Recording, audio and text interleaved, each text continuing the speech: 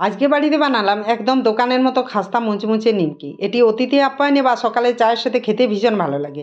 তো চলো বন্ধুরা, রেসিপিটি শুরু করা যাক। এখানে 2 বাটি ময়দা, স্বাদ মতো নুন, 1 চামচ চিনি, 2 চামচ গাওয়া ঘি, হাফ চামচ কালো জিরে, হাফ চামচ জোয়ান, সব কিছু দিয়ে ভালো করে মেখে অল্প অল্প জল দিয়ে একটা ডো তৈরি করে নিলাম।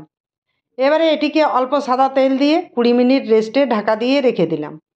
এবার ডোটিকে আবারও 5 মিনিট ভালো করে মেখে নেব, যাতে ডো সফট হয়। এই দেখো, ডো আমার সফট হয়ে গেছে।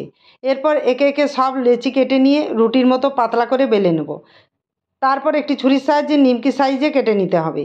এইরকমভাবে সবগুলি আগে বানিয়ে নেব। এবার কড়াইতে তেল গরম করে নিমকিগুলি হাই হিটে লাল লাল করে ভেজে নেব। এইভাবে সব নিমকিগুলি আমি ভেজে তুলে নেব। এই দেখো, সব নিমকি আমার ভাজা হয়ে গেছে। গরম গরম চায়ের সাথে এরকম মুচমুচে নিমকি সকাল হোক বা বিকেলে আড্ডা কিন্তু জমে যাবে। আমার রেসিপিটি ভালো লাগলে লাইক, শেয়ার, কমেন্ট, সাবস্ক্রাইব করে পাশে থাকার অনুরোধ রইল।